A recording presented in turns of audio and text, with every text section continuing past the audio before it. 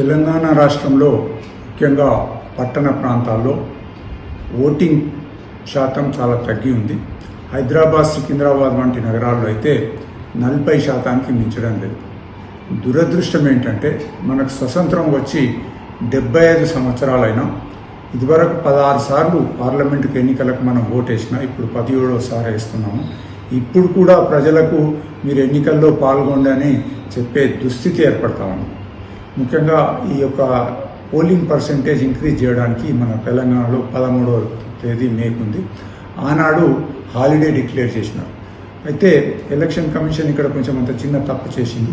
11 second Saturday holiday, 12 ఆదివారము, 13 working day నాడు holiday ఇచ్చినారు. అంటే కంటిన్యూస్గా 3 హాలిడేస్ ఉండటం వల్ల చాలామంది సమ్ టూర్స్కి వెళ్తూ ఉంటారు, బంధువుల దగ్గరికి వెళ్తూ ఉంటారు.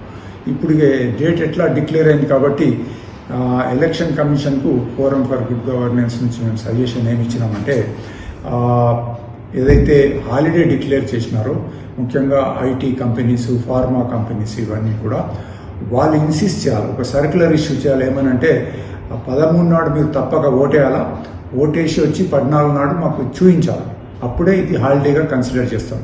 ఎందుకంటున్నామంటే అది 13 నాడు సెలవు ఇచ్చింది విత్ ఏ స్పెసిఫిక్ పర్పస్. అంటే మీరు ఓటేయాలా, మీకు టు ఫెసిలిటేట్ ఓటింగ్ అన్నాడు ఇచ్చినారంటే కండిషనల్ హాలిడే. అది మేము ఓటేయము, ఇంట్లో కూర్చుంటాము, మాకు హాలిడే కావాలని అంటే హాలిడేని ఒప్పుకోకుండా ఉంటే బాగుంటుంది. ఇక రెండవది, కొన్ని ప్రాంతాల్లో ట్రై చేస్తున్నారు, ముఖ్యంగా ఢిల్లీలో ఓటేసినట్టుగా చూపిస్తే, మార్పు చూపిస్తే 1 లీటర్ మీద రూపాయి ఏదో తక్కువ చేస్తామంటున్నారు. అట్లాగే మన దగ్గర కూడా ప్రతి పెట్రోల్ బంక్ వాళ్ళకి అప్పీల్ చేసి ఎవరెవరైతే ఓటేస్తారో 14వ తారీఖు నాడు ఆ మార్పు చూపిస్తే లీటర్ మీద ₹1 అప్పీల్ చేస్తే నేను అనుకుంటాను మేనేజ్మెంట్ వాళ్ళు ఒప్పుకుంటాను. అలాగే షాపింగ్ మాల్స్లో, వైన్ షాప్స్ లోపల, హోటల్స్లో వీళ్ళందరూ మేనేజ్మెంట్తోని ఎలక్షన్ కమిషన్ గారు అప్పీల్ చేసి ఎవరైతే మార్పు చూపిస్తారో వాళ్ళకి ఏదైనా కొద్దిగా కన్సెషన్ ఇస్తే బాగుంటుంది. ఈ విధంగా అయినా పోలింగ్ పర్సెంటేజ్ పెరగచ్చు అని నేను అనుకుంటున్నాను.